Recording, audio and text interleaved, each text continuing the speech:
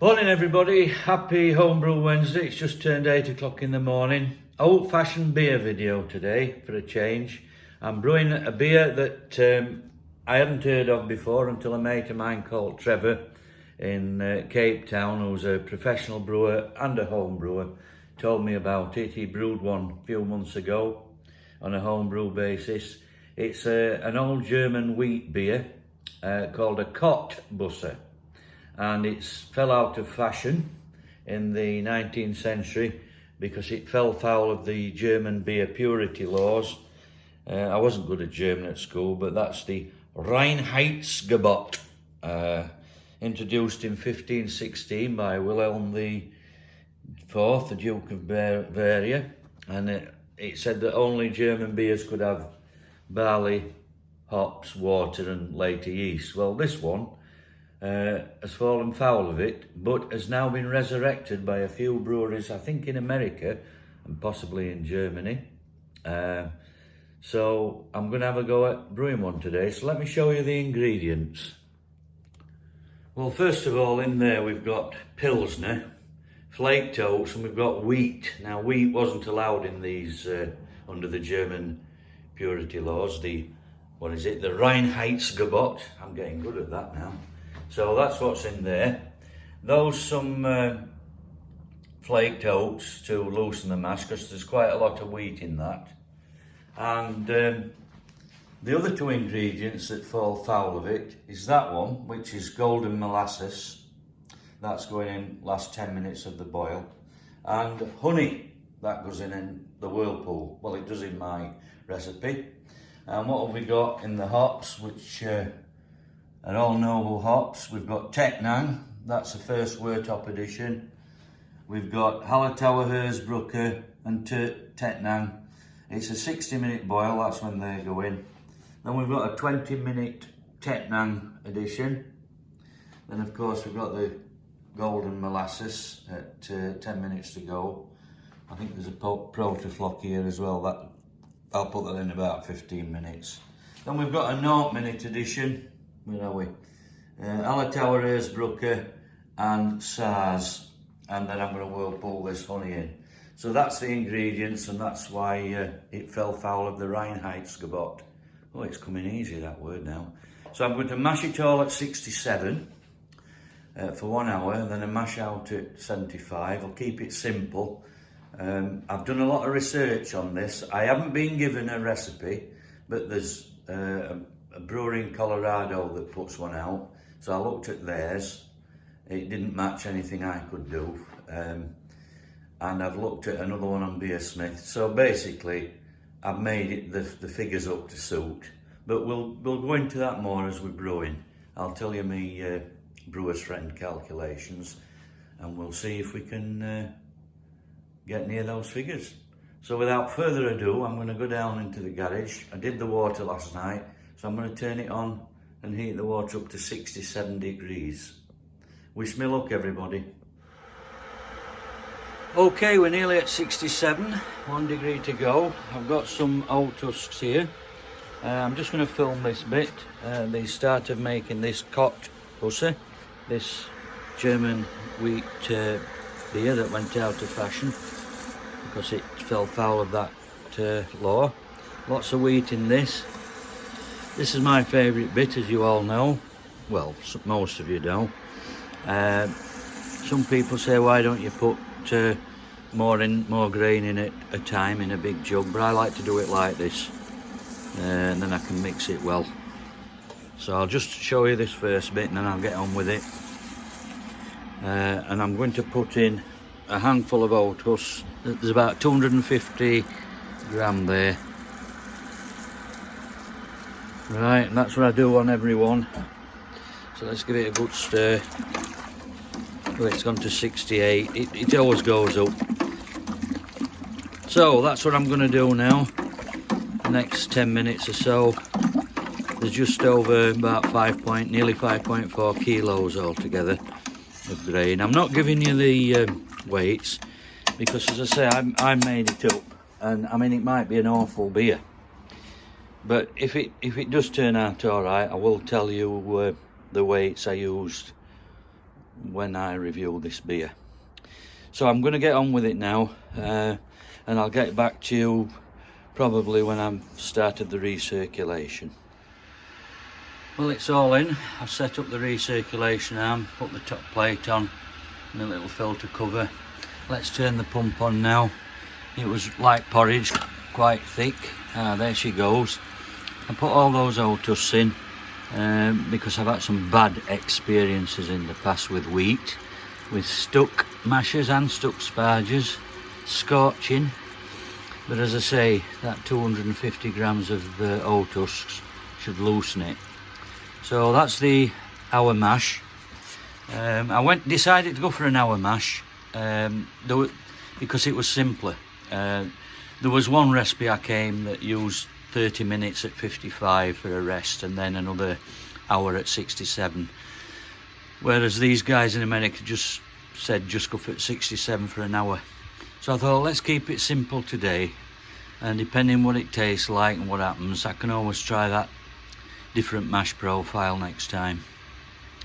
So I'm going to take her pH reading in about 10 minutes or so, and that's it really. Just hope it goes through okay. So I'll get back to you in a bit.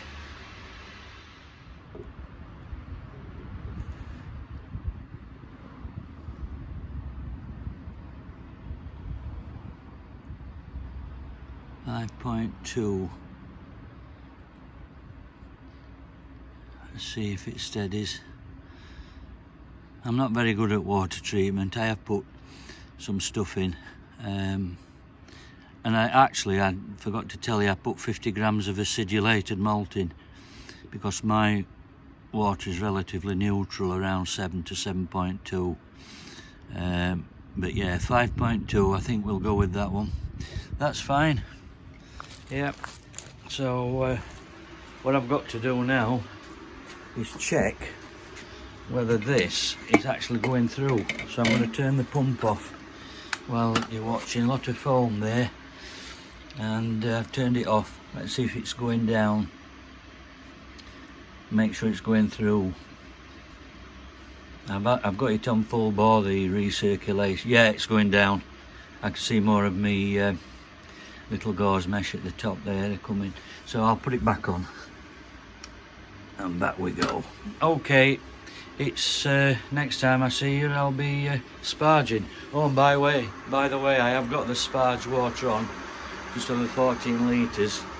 So I don't forget now, I turn it on before I start mashing in, because I used to turn it on after I'd mashed. Well, I used to forget to turn it on and then remember halfway through. The old brain cells are going, I'm afraid. So now I do turn it on at the same time as I start mashing in. So yeah, it's gone to keep warm now, so we reach temperature 75 degrees. Oh, I've got to clean me conical as well. Okay, I'll get back to you later. Well, I'm sparging now. It's going to be a bit of a slow one, I think, but it is going through. Yeah, it's going through. It's just a bit slow. Mash went okay. I put my first wort hops in. They went down there. Some Tetnan, so they're in. So I'm just going to sparge slowly now, and I'll get back to you at the boil. Right, here we are boiling. I'm using the hop spider today, although first wort hops are loose in there. This is Tetnan. Then there you go. And then I've got some Hallertauer Hersbruckers. This is at 60 minutes, the start of the boil. So I'll give them a bit of a stir. As I say, the first wort hops are the other side in the whole boil. But it went alright actually, the sparge. And I got a pre-boil gravity of 1.048. So OG on this recipe is supposed to be 1.055, so I shouldn't be too far off. We'll see. So I've got about 81% brewing efficiency. So I'll get back to you with the next edition, which I think is 20 minutes to go. So we just started the hour boil. Well, 20 minutes to go. Some more Tettnang in on my little recipe. Give that a stir. I'm not filming putting the Protafloc in 5 minutes time, but I will film putting the golden molasses in 10 minutes, at 10 minutes to go. So far so good. Right, there's 10 minutes left. I've got my wife to put this molasses in. It's actually golden syrup, Lyle's golden syrup. I didn't think I could film it and hold the camera at the same time. That's it, love, get some boiling wort in. You're not supposed to put too much of this in, I've read, as it can give it a metallic flavour. So I have put a bit more in than any recipe I saw online. I think there's about 53 grams, 54 grams there. I saw one recipe only put 18 grams in, so let's hope I haven't put too much. But yeah, just 10 minutes to go. Obviously I wasn't putting black molasses in, which I've got a proper jar of that, because it would have turned it black. And you've got to be careful with that stuff. But that'll come in for a porty. Oh, you're doing a good job there, love. So 10 minutes to go, and we'll get a snort addition in and stir his onion. Right, a bit of a camera malfunction there. I put the 0-minute hops in. Go on, love. She's just finishing putting the honey in. Just swilling the last bit. I forgot to press record, basically. So, sorry about that. But it was the same as putting the molasses in. So the honey's in, the Nort addition's in. So I'm going to give that now a bit of a whirlpool. Stand it 10 minutes or 15 minutes, and I'll get back to you when I'm pitching the yeast. Well, I make the OG about 10:58. He's certainly past the 6. A bit of bubbles there. Yep, 10:58. The recipe said 10:55. Well, brewer's friend Calps did. What you got doing, love? Yeah, I better give her a hand. She's just struggling a bit. But yeah, 10:58, and I'm happy with that. I'm going to put 2 packs of SO5 in. It's one of the yeasts they said you could use when I researched it. And we'll see how many litres we get. Right, we'll get this SO5 in. It's about 20 degrees, 19, something like that. Should be another packet, love. Sprinkle it all over. I'm not going to... Well, I've aerated it, so I'm not going to stir it again. Get that other packet. I'll take that one off you. Yeah, 10:58, we need 2 packs in. Come on, hurry up, love, else we'll get little infections in it. So that's it. We'll get it sealed up. Just waiting for her to put second packet in. That's it, love. Well done. It's your magic touch. Let's hope it does its work, and let's hope it tastes okay.